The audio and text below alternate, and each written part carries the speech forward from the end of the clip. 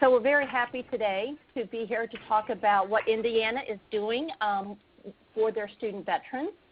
My name is Sarah Appel, and I am the project coordinator for the Multi-State Collaborative on Military Credit, which is under the umbrella of the Midwestern Higher Education Compact. We have many, many people to thank, but special thanks to the Lumina Foundation and USA Funds for their support of our work with the military. And just to give you a brief overview, the mission of the Multi-State Collaborative on Military Credit, known as MCMC, is to facilitate an interstate partnership of 13 states and to translate competencies acquired by veterans through military training and experiences toward college credentials. States will exchange information and share best practices in the areas of articulation of credit, certification and licensure, communication, and data and technology. Every good project has goals. So ours is to assist student veterans with completing post-secondary education and the transition into civilian employment. MCMC has established the following 3 goals. 1, assist with critical life transitions from the military to post-secondary education, and then from post-secondary education to civilian employment. Number 2 is increase post-secondary education completion rate by creating models for the consistent, transparent, and effective awarding of credit for military training and experience that can be scaled regionally and nationally, thereby lowering the cost of education and, of course, reducing the time to completion. Number 3, establish a strong network of support, communication, documentation, and data collection among institutions and organizations for the purpose of promoting shared interests and tracking the efficacy of efforts to enhance service members' educational successes. To do this work, we are blessed with volunteers who are members of 1 or more 4 work groups. Those are articulation of academic credit, licensure and certification, communication and outreach, data systems, and technology. And today's presenters are Ken Sauer, the Senior Associate Commissioner and Chief Academic Officer for the Indiana Commission for Higher Education, and Jillian Scholten, Director of Academic Affairs, Indiana Commission for Higher Education. And we also have with us Alex Sievers, Director, Indiana Military Education Program at Vincennes, Laura Vest, Veterans Affairs Coordinator, Ivy Tech Community College, and Benjamin Parker, who is a VA Specialist at Indiana Tech. So Jillian, Ken, I'm going to turn it over to you. Yes, thank you, Sarah. This is Ken Sauer, and Jillian and I will take the next 2 slides and talk to you about our leadership team here in Indiana. We put the team together back in early 2015 to help us put together a state plan for Indiana. This actually was a requirement of the MCMC initiative, and the team was very instrumental in helping us put that plan together. The team was smaller then. Now it numbers about 40 to 50 people, and it continues to grow. We want to add some corporate involvement over the next several months. And this is Jillian. So just to let you know a little bit about our last meeting, which was really the first meeting since I've come on board with this initiative of the leadership team. That took place in late July, and we had a lot of items on the agenda, but we were able to get a lot of things accomplished and a lot of input from all the representation on this leadership team. So a lot of things that we've been working on, and we're going to update those things to you today on the webinar. We do want to bring our team back together in the next 2 to 3 months, so we've made them aware of that because I think we've done a lot since that initial July meeting, and we want to do a lot more here in the near future. And you'll see on this slide we do have representation from all our 2- and 4-year public institutions. So we're working as a group, and then we're also working with those individual institutions. We also have representation from our 31 nonprofit independent institutions. The association, the Indiana Association of Independent Colleges, the Independent College of Indiana, is represented as an association. As one of the staff members is on the leadership team. And we also have several individual institutions as well. And our representation from the National Guard, we're working with Captain Strahlmeyer, and he's been a great asset to this team, and he's also involved with 2 of the work groups. So we have that National Guard input in MCMC and our leadership team, and then we have been working very closely with the Department of Veterans Affairs as well. You notice that we have strong representation from the health sector. I won't say anything about that now because that will be covered in another slide very shortly. And then you'll see at the bottom, we have on here the directors of Campus Veterans Affairs and then student veterans listed. And that's going to take us into our next slide. We want to talk a little bit about the meetings that we've had with the directors and with the students. So you can see on here we've met with Indiana. Oh, yep. I'm sorry, this is Sarah. Somebody has asked in the chat room, how often does the team meet? We had that initial meeting in late July, and now we're working to schedule that meeting, but we've been trying to stay in contact with the group through email. If anything's going on, we try to keep them updated. We let them know about this webinar. So it just kind of depends on where we are with things, how often, but there should be another meeting soon. All right, thank you. Yep. So you can see on here, like I was saying, we did meet, we went down to Bloomington and we met with the new Director of Veterans Affairs at IU Bloomington. We've also met with Indiana Tech, so you'll hear a little bit later from one of those representatives. We went to IUPUI's campus, and that's where we actually met with veteran students. We wanted to get an idea of what they were looking for from our leadership team and also from the communications that we're putting together. Ivy Tech, which we have Laura Vest here in our office right now, so we work very closely with Ivy Tech as well as Vincennes. And just to touch a little bit about website and communications, we're looking to have the Veterans Affairs directors from across Indiana actually come for a convening where we can talk about our website and what's the best way to present this information to students and to advisors or anyone else that's working with those veteran and military students. One thing we are looking to do too is survey all of Vincennes University's veteran students. Matt Schwartz, who is our colleague over at Vincennes, we work very closely with him. I think I'm on the phone with him probably every week. But he's excited to do that, send some questions out and get those answered by those actual students. And then the last thing there is we are working to enhance our website even more, and we're planning to have a focus group with military students about that topic as well. Well, this and the next slide are focusing on health programs. I want to state at the outset that this is by no means our exclusive focus. We're looking at many, many other non-health areas, and I'll reiterate that point again because it is important. However, it is fair to say that health is an important area that we are paying attention to, and why? Well, I think there are several reasons for that. First of all, there tends to be a correspondence between health-related jobs in the military and those in the civilian sector. There are a lot of good-paying jobs in this area, and many jobs, I might say. Any of your occupational outlook projections will call attention to the fact that health is an area that is growing and is projected to grow a lot more in the future, and a lot of those jobs are good paying.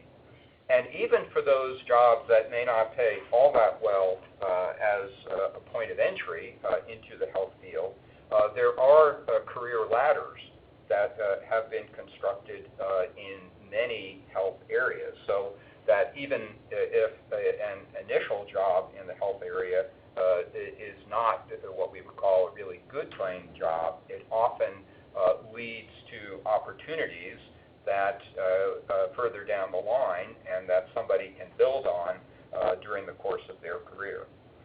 There are also many national organizations whose resources we can utilize. There are national exams and registries in this area, and that helps a lot when we're trying to figure out bridge programs in the health area. And finally, there's been a lot of work that's been done. Several of our states, 4 or 5 of the MCMC states, were part of an earlier National Governors Association Policy Academy that really focused on veterans. There was also the work of the National Association of State Boards of Nursing that focused on LPN programs. And here in Indiana, there's a lot of work going on. I'll just mention the organizations that are on the slide. We work very closely with the State Board of Nursing for a couple of years now. We did an extensive analysis of pass rates on the NCLEX nursing exams, and out of that came a real working relationship with them. We've had State Board of Nursing staff involved in our MCMC work. The Bowen Center is an entity associated with the IU School of Medicine, and it's nationally recognized for data capabilities. We have a Governor's Health Workforce Council that is also doing important work on the kind of middle skilled health jobs, and I'm a member of that council, and I've brought attention to MCMC, and that's been well received. We work with the Center for Nursing, which involves all the schools of nursing in the state. The Department of Health, which licenses some areas, for example, radiologic technology, and then, of course, the Professional Licensing Agency, which is an umbrella group for the various licensing boards in the many health areas such as nursing and dentistry. The next slide indicates those areas that we're paying attention to here in Indiana. Some of those came from the health leadership team that MCMC put together some months ago, and we've added some of our own recommendations on this as well. Okay, and if you have been involved with MCMC, we do talk a lot about bridge programs, and we even have a bridge program inventory that I'll talk about here in just a moment.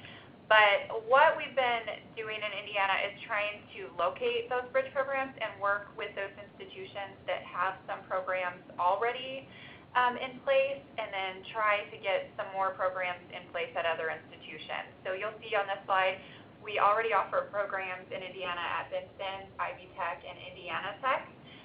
So we're working to identify those, but we don't want to forget about the course-to-course transfer as well. We understand that not every institution is going to offer bridge programs at this time, and that they might evaluate military credit a little bit differently.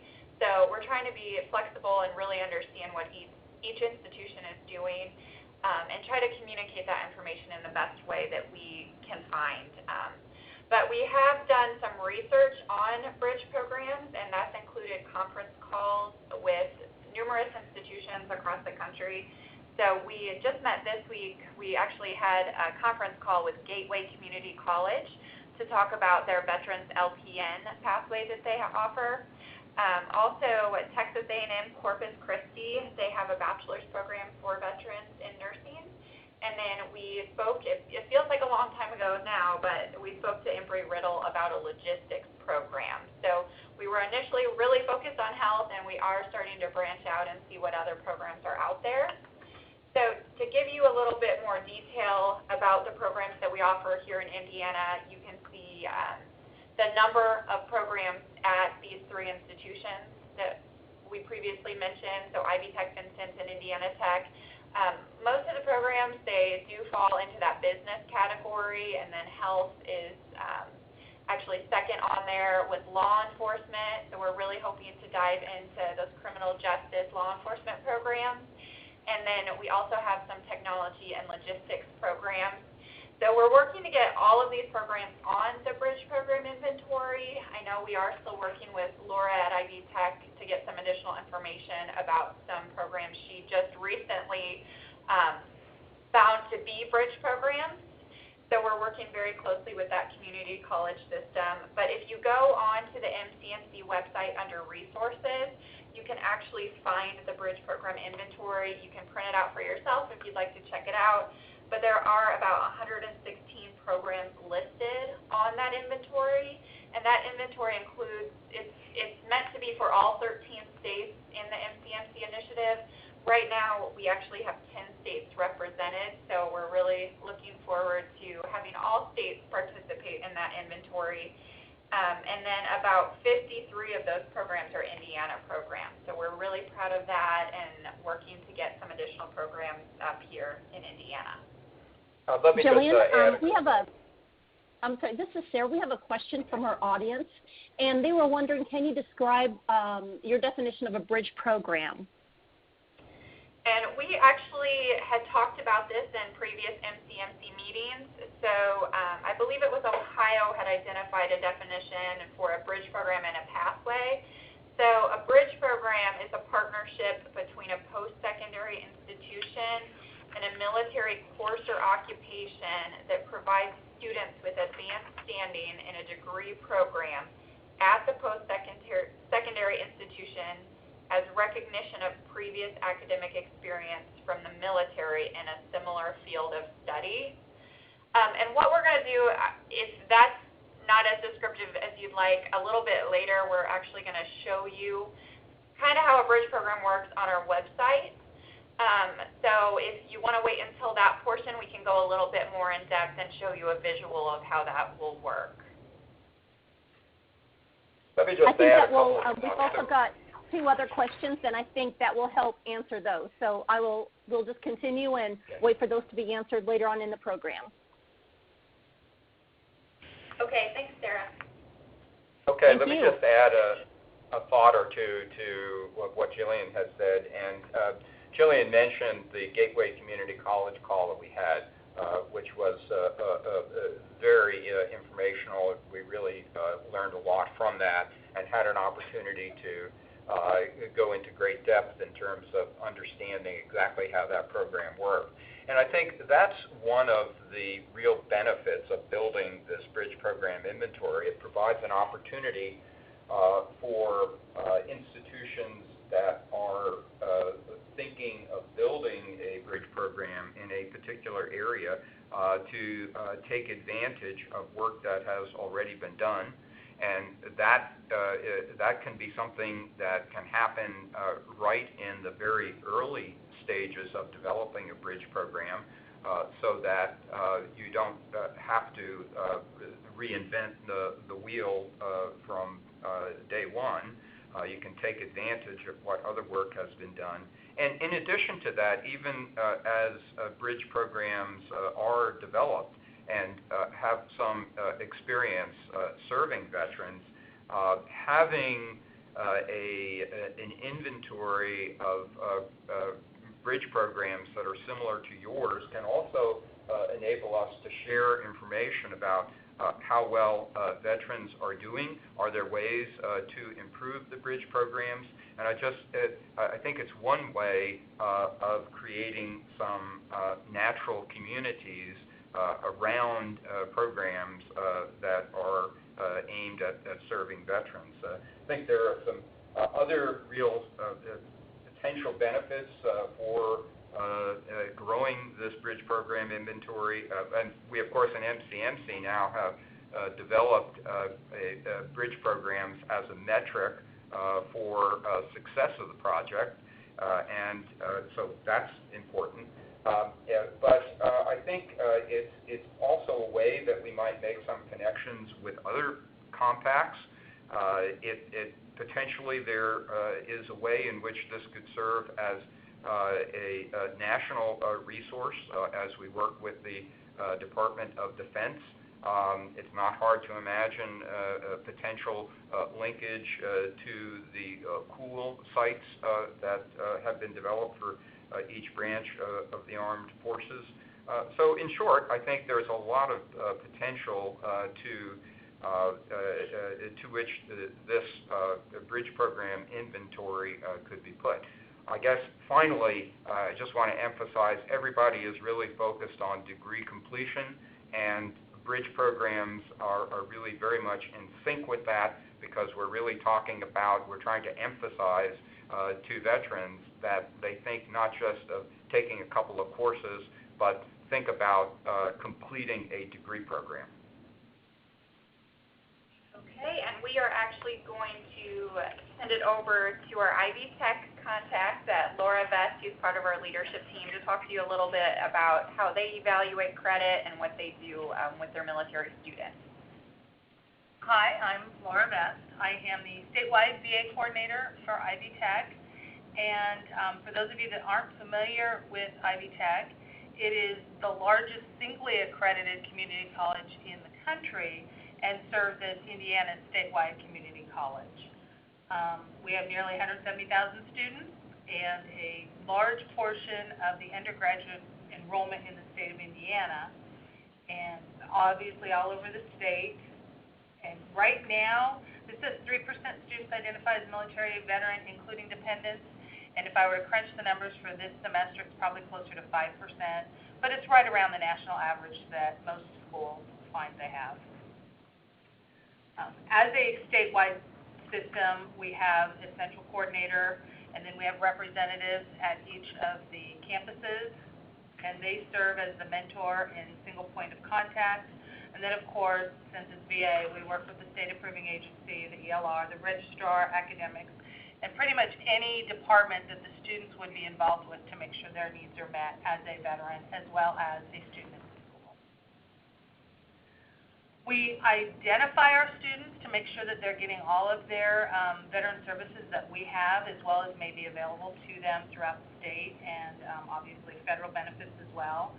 They self-identify on the application, so we understand that our numbers can get skewed a little bit from that, but we also don't want anybody to feel pressured to identify themselves if they would like to keep that information private. When we certify them, for those of you that use Banner, we put the information on the SAGASTN tab, and we break it out by the type of benefit they're using so that we can get some pretty good demographic information about them.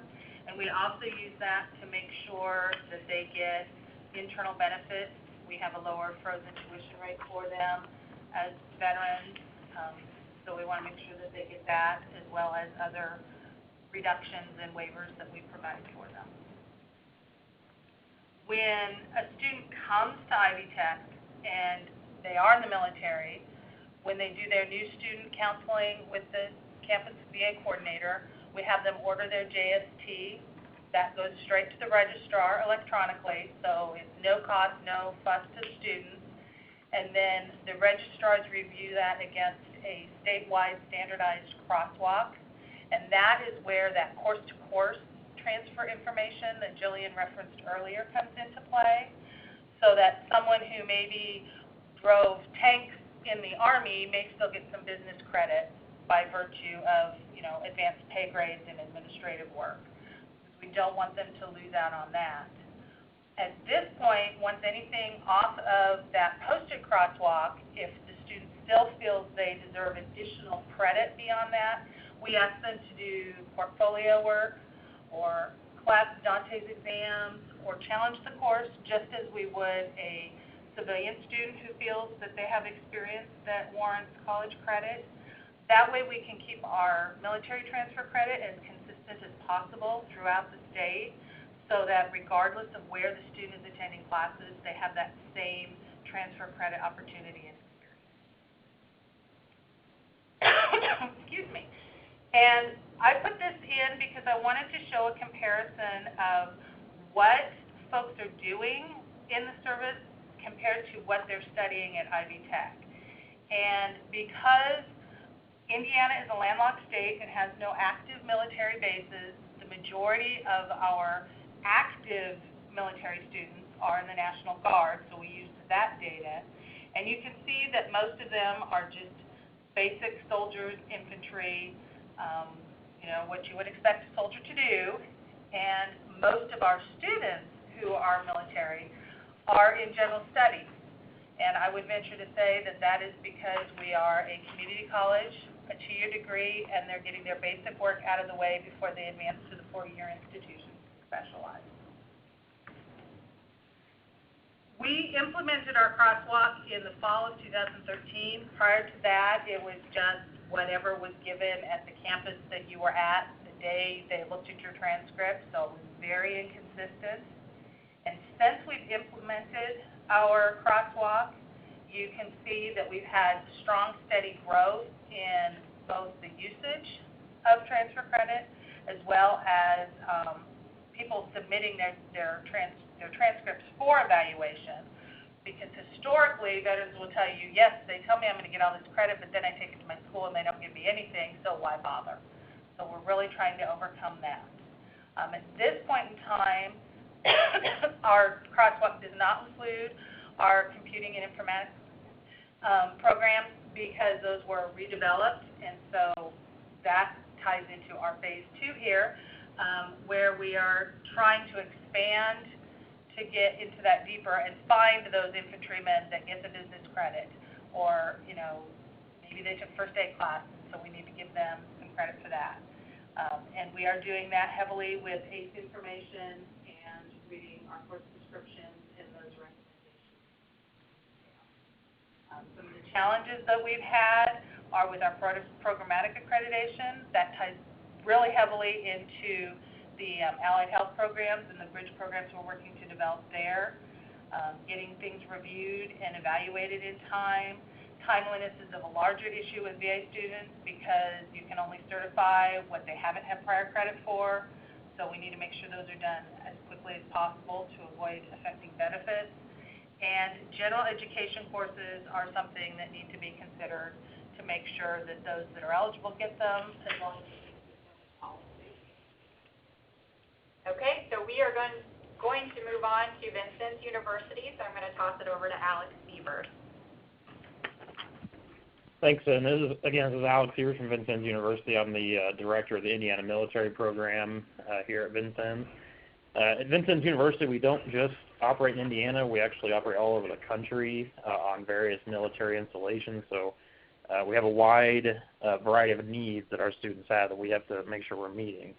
In terms of awarding college credit for military experience, that's something that VU's been doing since 1986, or almost for 30 years now. So it's not something that's new to us. It's just kind of ever evolving to new areas. As Laura said from Ivy Tech, and primarily every other school, we receive joint service transcripts electronically at no cost to the student. Our program at VU is we actually have a specialized computer program that matches information from that JST to courses in the VU catalog. And we are actually currently working on getting that to be a web-based system where we could do that from anywhere. Credit is awarded primarily by referring to the American Council on Education credit recommendations. And the entire process, which is a big benefit for our students, is done internally with the military education program. So we receive the transcripts, we evaluate them, we transcribe them, so nothing has to go to another office on campus. In terms of course transferability, like I mentioned, we award anything that's recommended by ACE with the exception of 300 and 400 level credits, and that's something that's been in place for a long time. We're primarily a 2-year institution, and we are currently actually working on trying to get approval from certain departments to give upper level credit. Beyond ACE recommendations, we'll also dig deeper into a student's transcript and look at their specific military schools, courses, or training to see if we can award any more additional credit that may be benefit to the degree that they're pursuing. If their credits don't match VU courses, we give them undistributed elective credit, which is really helpful in times where they're using a general studies degree. and that sometimes can knock out almost 50% of their degree program. And again, credits can be tailored to specific degree programs. In terms of specialized degrees, what we really mean by that is that we can tailor the credits that they receive towards a specific degree and design a new program or even a shortened degree program based on the credit they received from their military experience. It's something that we've done even before MCMC was developed roadmaps that align specific military occupations with a VU degree, and something that we've continued to do as part of that initiative. This next slide is just an example of one of those roadmaps that we've created. This is an Army healthcare specialist and how it would apply to a degree in emergency medical services. And you can see it goes from E3 all the way up to E9, and in E5 through E9 will already have 16 credits towards that degree moving forward. And one of our biggest pushes here at VU is that we don't just simply stop at awarding the credit and saying, kind of kicking them out the door and getting them with an advisor to take everything else. We have an Office of Veteran Support Services, which is actually an office that I oversee, and we take that credit, apply it to a student's transcripts. We come up with a degree plan. We help them with certifying their Department of Veterans Affairs education benefits. We advise them academically. We act as their financial aid counselor, and we even also evaluate their college transcript for transfer credit as well. Okay, thanks, Alex. Our last institution is Indiana Tech, and that's a 4-year institution here in Indiana. So I'm going to go ahead and toss it over to Benjamin Parker. All right, thank you. My name is Ben Parker. I am the Veterans Affairs Specialist here at Indiana Tech. Just to kind of give you an overview of how our office works, we institutionally have a pretty flat organizational structure. I'm specifically part of the Office of Student Success team, but I'm also the school certifying official, the Go Army Ed, point of contact, all that kind of stuff. And I work with a lot of the different departments on campus to pretty much provide, we don't really use this phrase, but a lot of people would call us a one-stop shop kind of thing for our military students.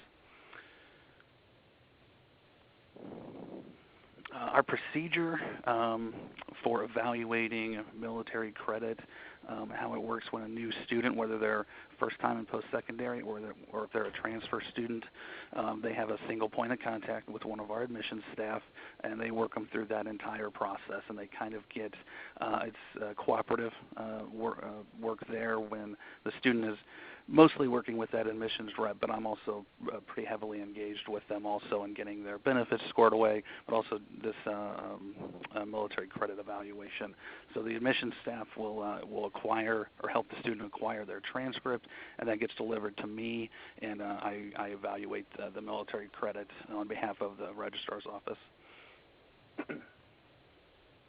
And these last couple slides here, I just wanted to kind of go over a couple of the different categories, I guess you could call them, of the type of credit that we see, or divide certain things off of a JST transcript or even a CCAF transcript.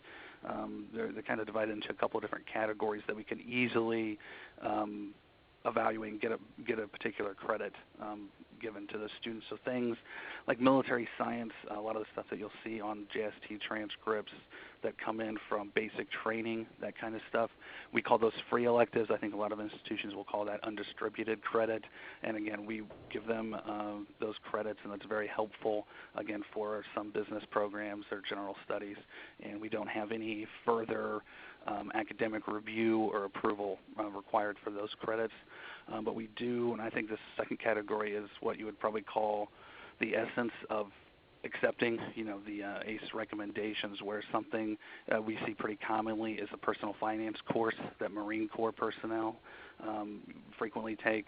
We have an exact course like that. It comes in, it matches up almost exactly with our course catalog.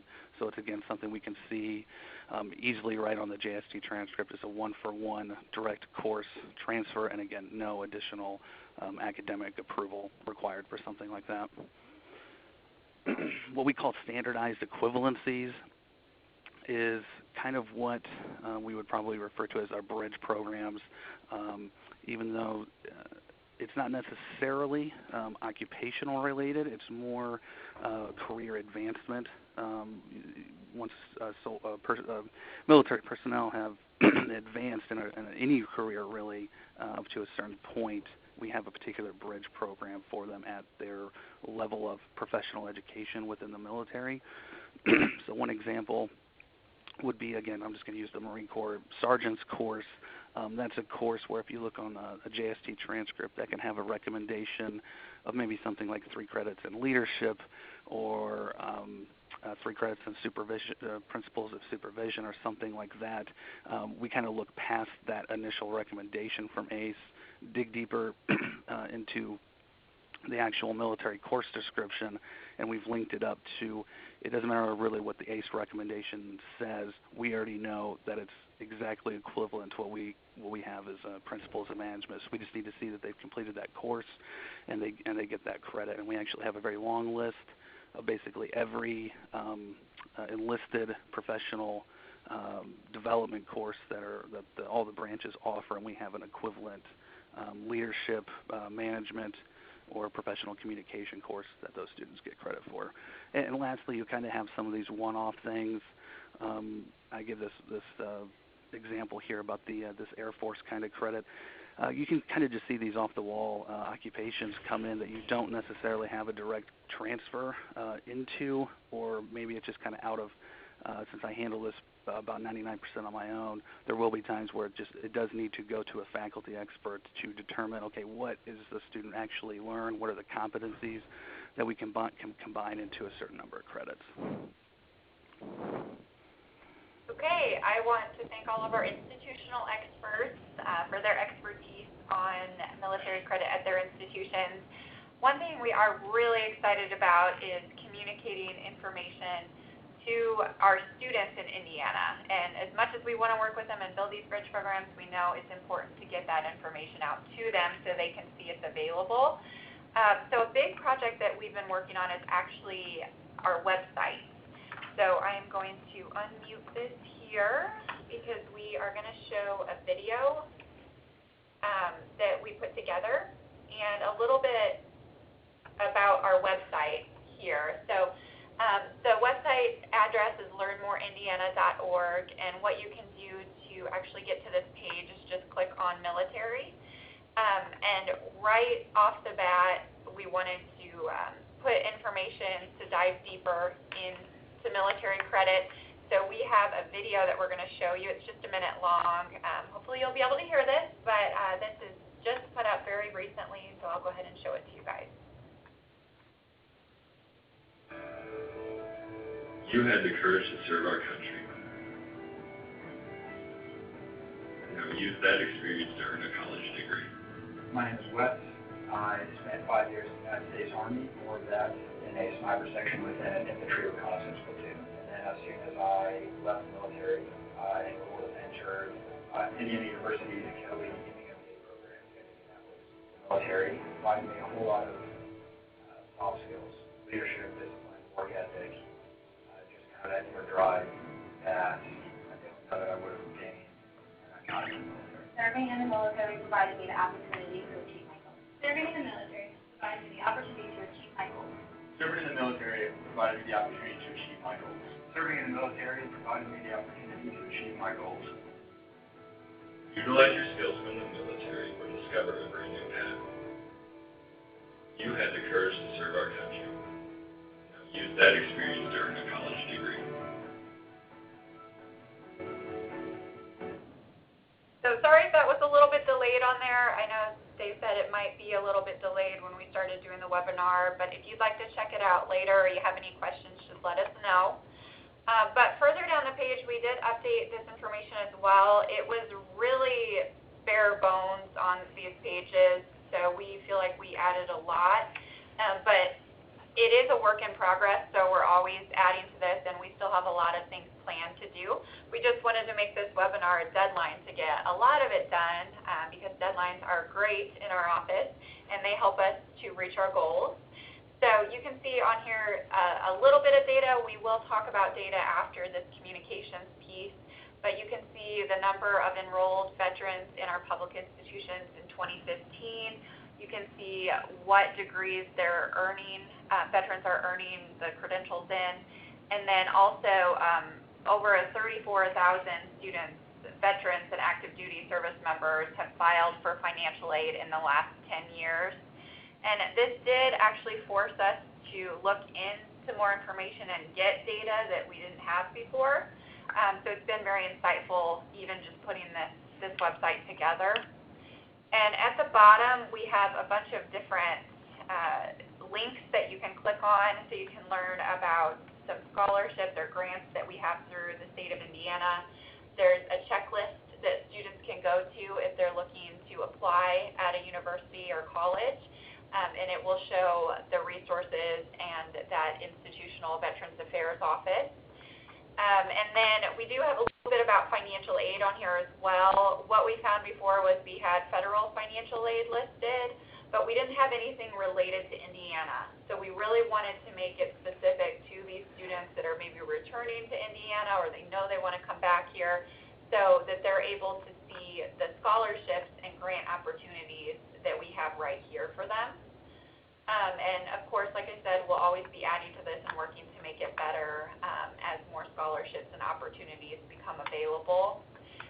One page I do want to show you is this military to college planning. And this is a database that we've created. Right now it's just for bridge programs, but what we're looking to do is also create one for a course-to-course transfer system. So at the top here, it does explain a little bit about requesting your JST or your community college or the Air Force transcript and giving the website so that the student has direction on where to go to get these pieces of information. And then this guide, it's in its very initial stages, but we wanted to be sure to have something to show everyone.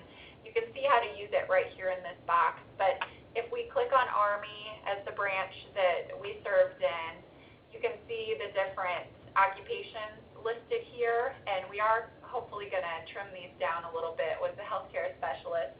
But you can see the 92 Yankee, a unit supply specialist, if a student, a veteran, served in that occupation, they can find it in this database, and then they'll be able to see all of the programs in Indiana that are connected with that occupation. So right now, for instance, we have a supply chain logistics associate's degree, and then that is offered at Vincennes University. So once the student clicks on it, they're able to see a roadmap of the credit that they've earned for serving in that occupation, and then what credits are left to complete for that degree.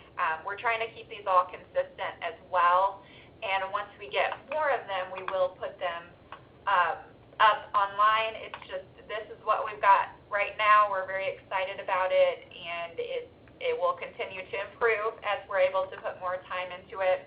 And I know I'm tight on our timing right here, but one last thing I do want to show is the military partners page.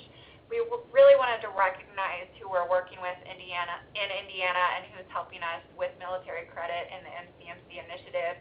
So you can see some of the different organizations like the Bowen Center, the Indiana Center for Nursing. Those are part of our leadership team in the state of Indiana, so we wanted to recognize them.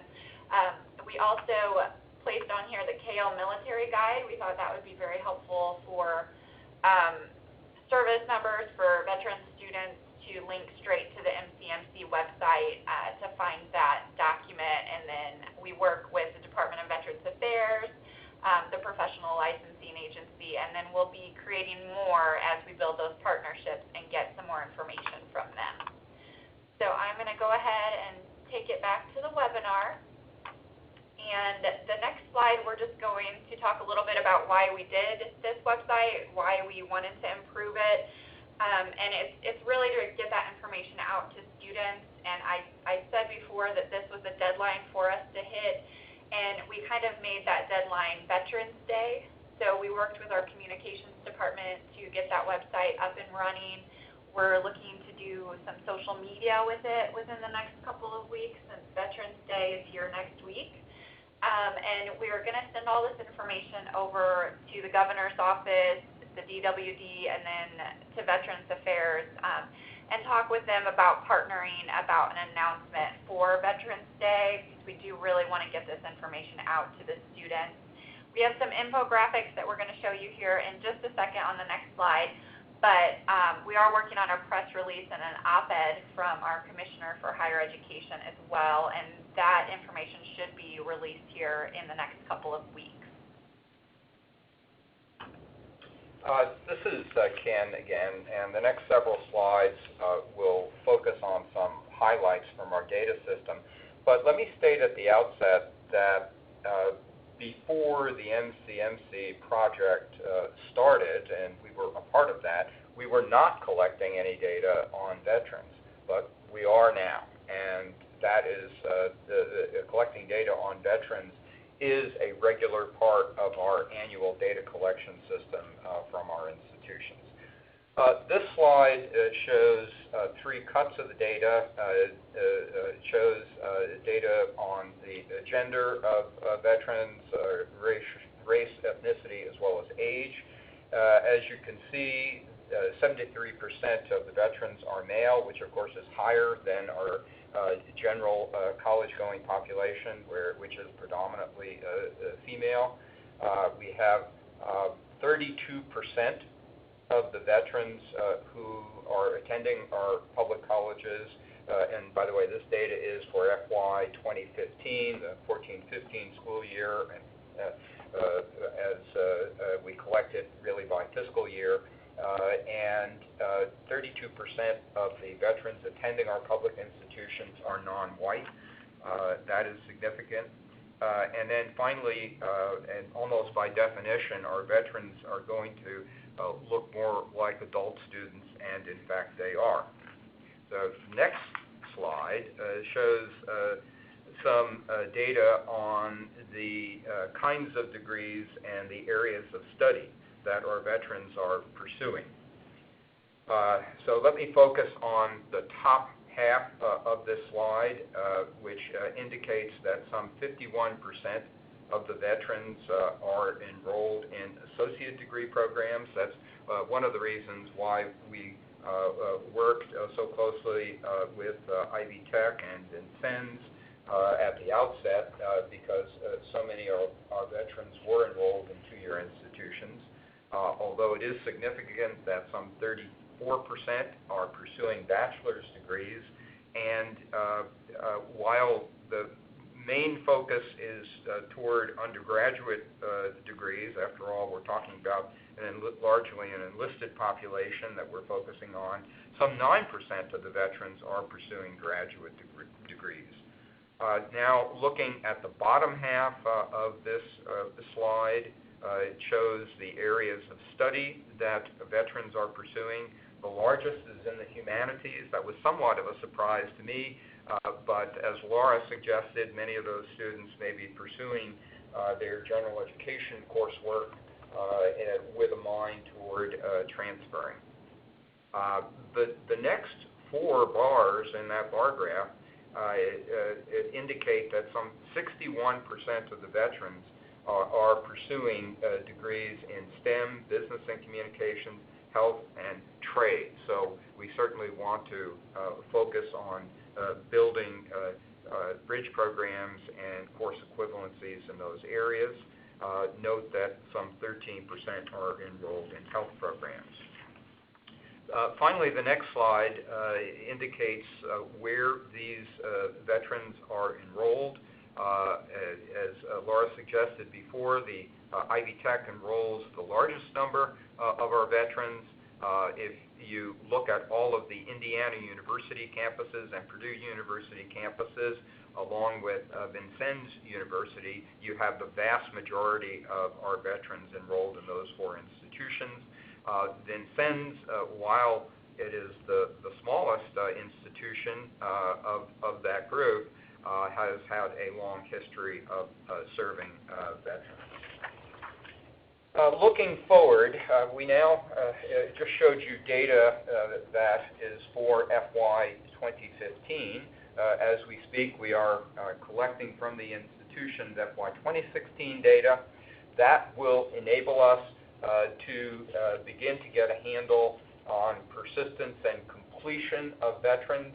As we add additional years, the picture will become much clearer as we go forward, but we hope in early 2017 to have some reports on persistence and completion, as well as return on investment, how our veterans do when they enter the workforce, the kinds of jobs and the level of earnings they have. Looking beyond, we are only collecting data on veterans for our public institutions. Starting in FY 2017, we will be collecting data on veterans who are attending our non-profit institutions, and after that, we'll fold in the for-profit institutions as well. So let me try to quickly summarize what we have heard thus far in the webinar. I'd like to make 4 points. First of all, we've talked a lot about bridge programs, but we also want to emphasize individual courses. Those are important, and we want to identify courses that could apply to a wide variety of programs. Secondly, while we've talked about health, we want bridge programs in all fields. Jillian demonstrated one in logistics. There are other fields: law enforcement, criminal justice, information technology, business, electronics technology. We want to look at the full gamut of programs that our veterans might enroll in. Thirdly, I'd like to stress that while we've spent a lot of time developing bridge programs, course equivalencies, really dealing with the content, unless we can communicate this to our veterans, we're not nearly leveraging all of the hard work that's gone into this. And you've seen, Jillian has done a great job in putting together some communication tools, and we certainly intend to refine those going forward. And then finally, I guess I'd like to say that we have to remember that this is a work in process. In progress, we're making some progress, but we have a long way to go. This is really hard work, but of course it's well worth it. With an all-volunteer force, we have a relatively small part of the population that has served in the military or is in a family that has had someone serving. We hear a lot about the problems that the service members have when they come back. Some can't find jobs, good jobs, or no jobs at all. They're unemployed. And although everyone says we can support our veterans, those of us involved in MCMC really are in a position to do something for our veterans and to overcome some of those obstacles that they face. So I think we really have a special obligation to work as hard as we can. And certainly in Indiana, we've made a lot of progress, but there's a lot more to do. Again, this is a work in progress. And finally, I guess I think some thank yous are in order to my co-presenters here and to all the members of our leadership team and people who have contributed so much to our work here in Indiana. On behalf of the Commission and me personally, I'd like to express our appreciation for that good work. And then finally, as a member of the Executive Committee of MCMC, I'd like to thank all of those participating in MCMC states, in our partner organizations, CAIL, SOLID, Department of Defense, MEC staff, for all of the good work that you've done. It's really an honor to work with this group of people. Okay, thanks, Ken. This is Sarah. Absolutely. We've got several here. The first question is, did meetings also include transcript evaluators from each of the institutions? And also, are general education courses such as freshman composition, chemistry, college algebra, etc., receiving academic credit? Who's going to take that? Laura, I'm looking for you on the table. I honestly have to admit that I missed the meeting in July, wasn't able to attend, and but in my feedback from everybody, I don't believe we actually had on-campus transcript evaluators there. That information has been kind of going back to the schools to handle on their own basis, isn't it? I think it depended on who had that role at their institution. So Ben, I believe, is an evaluator, and Matt's an evaluator. So I would say that they were invited. It's just a matter of if they attended the meeting or not. But we do have quite a few of them on the leadership team. And then, do you want to speak on behalf of the general education? I think that's more of a Ken question. As a statewide policy, we don't generally take it in, is my understanding. Right. Well, I think with respect to general education, there are a couple of things. First of all, we haven't mentioned this yet, but we are working on CLEP exams and CLEP equivalencies, and there is actually legislation which requires us to do that, but and in our discussions that we've had with the College Board, we discovered that some 1/3 of all CLEP test takers are veterans or active duty service members, and so there's this is a significant means by which the service members potentially could get credit for general education courses.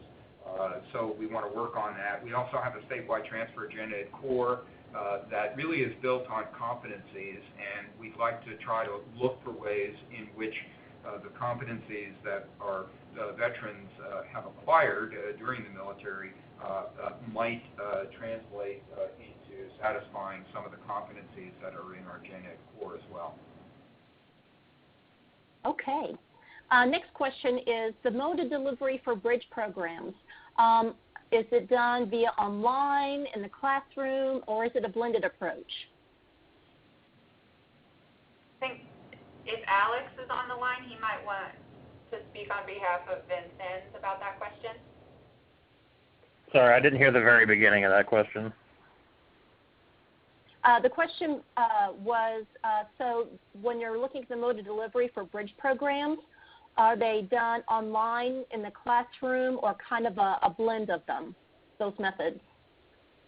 So at Vincennes, we do that in multiple ways. We either do it with face-to-face, online, or a hybrid combination of delivery. So we really do it in either way. Okay. I know for Ivy Tech, ours could be any method. It just depends on the program the student selects. If it's available online, then they can do it that way. Okay. Very good. Our next question is, are any of these colleges working within a system?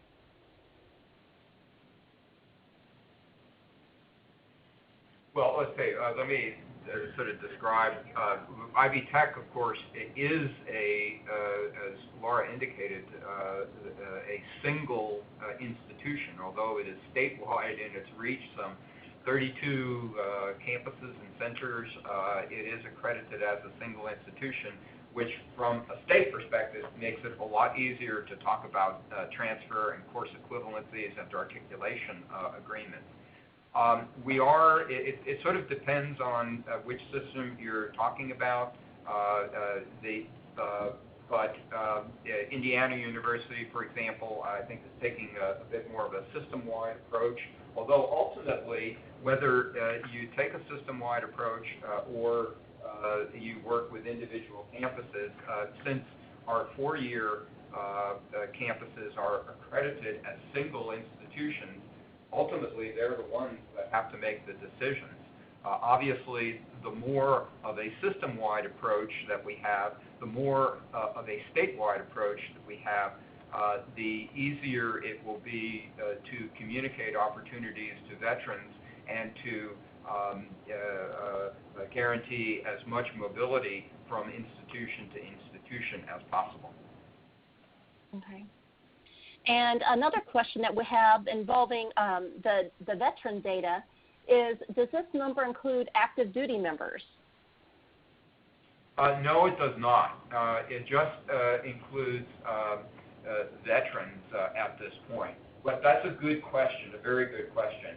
And I think one of the things that it's important for MCMC to focus on, and we do have a data work group, as was indicated earlier, is to really take a hard look at the optimal data that we should be collecting in order to give us the best understanding possible of how our veterans are doing when they enroll in our colleges. So I think this is a good conversation for the data group to have, and indeed, as we work with other partner organizations, the more good ideas we can get on perhaps additional fields to collect or values within a specific field, such as status. Are you a veteran or an active duty service member? I think those are important questions that we need to explore. And I think many of us are off to a good start in collecting data, but with any large data system, you want to refine it over time. And I think your question speaks to a refinement that's needed. Is there a percentage of courses, such as the nursing program, that colleges are willing to accept? Well, I'll take a crack at that, and if anybody else wants to jump in. I think the short answer is no. But on the other hand, this is where this community of people who are interested in developing and refining bridge programs really plays an important role.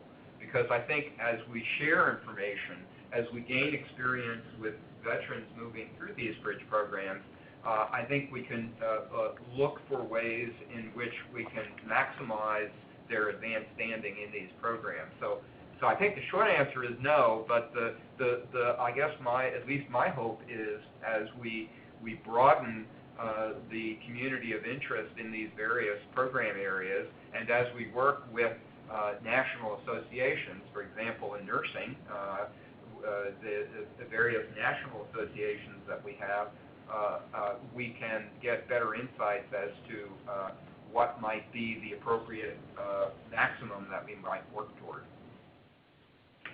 Okay. And the last one we have in the queue is, could you expand on VA enforcing transcript evaluation bullet? And I think this first popped up, Laura, when you were talking about the information from Ivy Tech. The Department of Veteran Affairs requires the schools that are eligible for GI Bill benefits, requires us to evaluate all prior learning, including military training, for appropriate credit. They don't require us to accept any. That is up to the institution, but we must demonstrate that we have at least taken a look and said yay or nay. And they are really enforcing that, and they have really started enforcing that since about 13-14, to where they want that completed, and it's an auditable step of the certification process. So getting the JST is important, and having it free and online and completely, you just log in, take 30 seconds to pick your school, and you're done, is a great service to get that completed on the student's behalf.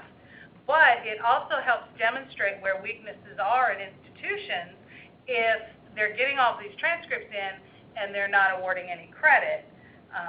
So it can help them see where they need to focus to get back on track. All right, thanks, Laura. Any future and archived webinars can be found at www.mec.org/MCMC-webinars. And you're always welcome to join the conversation with us.